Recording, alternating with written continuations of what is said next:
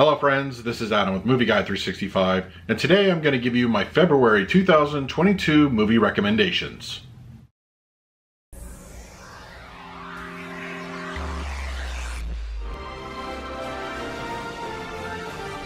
If you're new to the channel, please hit the like button, subscribe, hit that bell notification. You can also find me over Twitter, Instagram, and Letterboxd at Movie Guy 365. Okay, in this video, I will be giving you my February 2022 movie recommendations.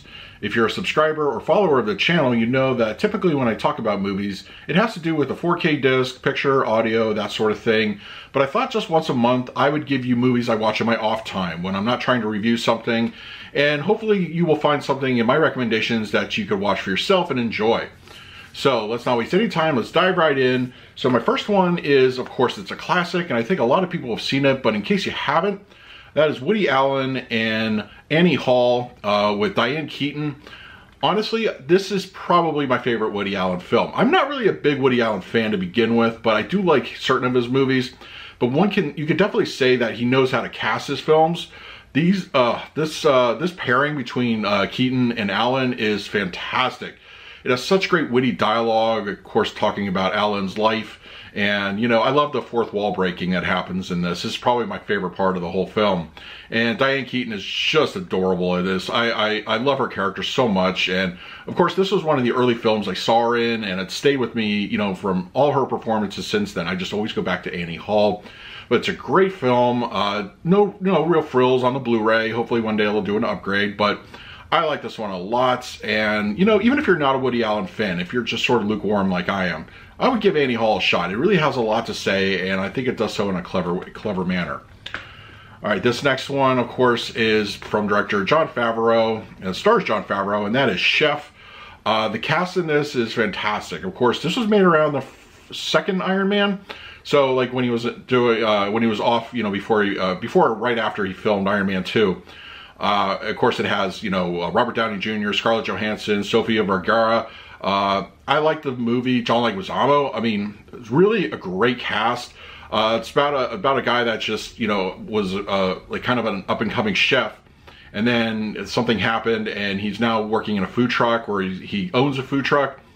And what I love about this one is the characters. Like, there's no dastardly villain really here. It's just a great character study. The dialogue is fantastic. In my opinion, it's one of Favreau's best films. And I really enjoyed it a lot. And I think you should definitely check it out. I believe it's up for one of the streaming services now. But, of course, Blu Ray is always available. I like this one. Definitely recommend it. And that is Chef. This one just recently came out on Blu Ray. And, of course, I'm a big fan of the film. And I always wanted to have a physical copy of it. And that is the original Murder on the Orient Express, based off the Agatha Christie novel.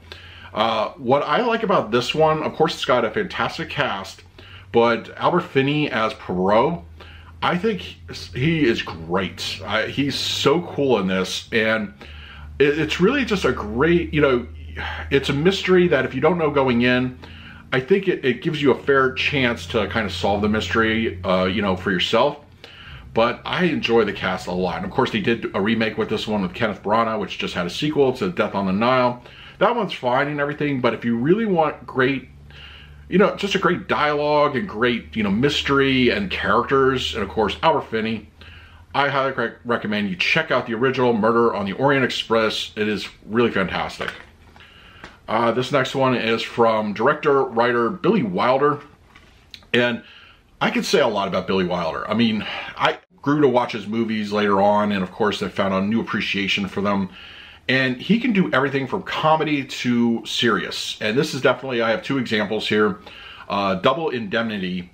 What I love about it is it's a great like mystery noir. And it still has that Billy Wilder dialogue. It's really just very witty. It's great. I mean, very few movies can match that caliber in my opinion. And I think, honestly, you should check it out. And I was very happy that Criterion announced a 4K edition of this just coming out in a few months, I believe in May. I will absolutely be upgrading that, but in the meantime, yeah, do yourself a favor. If you're not familiar with Billy Wilder, look into his work. He really has such a great, you know, library. And this one also, if you're a film noir fan, you're going to enjoy it. Great dialogue. And honestly, it's just a fantastic film. And on the other end of the spectrum, this just came out on 4K. Some Like It Hot, also directed and written by Billy Wilder. This one is fantastic. It's really just a great, you know, comedy. You know, I don't like to use the word screwball, but it's like a screwball comedy. And Marilyn Monroe just absolutely is fantastic. And of course, you have Jack Lemmon and Tony Curtis, two Hollywood icons. And I love they have such a great chemistry. All three of them have a great chemistry. And it's very funny. It has so many great moments. And it's essentially Lemmon and Curtis play, you know, musicians for hire, and they're working at a speakeasy. This takes place in the late 20s. And of course it gets raided by the cops, they get away, and then they stumble on a mob hit a little later. And, you know, they're on the, so they decided they have to disguise themselves as women and join a musical troupe that's going down to Florida. And then of course hijinks ensues, but I love it. And it's also got one of my favorite ending lines in cinema history. Love this one, great. I just get it. I mean, honestly, Billy Wilder is fantastic as the creative force behind this one, and the on-set cast is absolutely excellent. So yeah, I recommend Some Like It Hot. Check it out. And this one is from director Denis Villeneuve. I watched this one. This is one where if you watch it one time, you're going to be like, I'm not quite sure what I got, but Arrival. This one definitely benefits on multiple viewings. For me, it really, you know, I got the, you know, more or less the gist of it, but it really didn't click fully until the second showing. But also, it's beautifully shot. It's dark. It's a darker film. But I think just the overall premise, you know, aliens coming to Earth and they want to communicate, and they reach different center or locations throughout the world, and they're trying to coordinate like what they're saying. And of course, there's you know, international escalation from other military superpowers, that sort of thing. And it really also has a kind of like a cause and effect. I'm not going to say time travel. It really has nothing to do with time travel, but there's some good aspects to that, you know, time bending thing, which aren't really revealed until the end. And I think, you know, Amy Adams is fantastic. Jeremy Renner is great.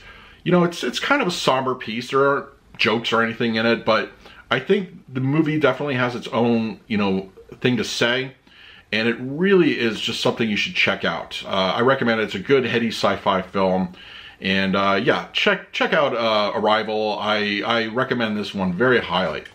And finally this month is a movie that I caught on HBO Max, but I'm going to order the Blu Ray probably today or tomorrow because I really liked it. It's called This Is Where I Leave You, and it has such a fantastic all-star cast. Jason Bateman, Tina Fey, Adam Driver.